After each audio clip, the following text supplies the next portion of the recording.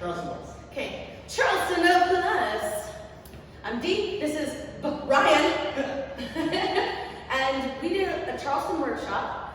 We were working on putting Lindy Hop moves into Charleston and we talked out like what that might entail, like common moves, places to start, places to end, how to get there, how to transition. So they worked on different ways to get into a pass by.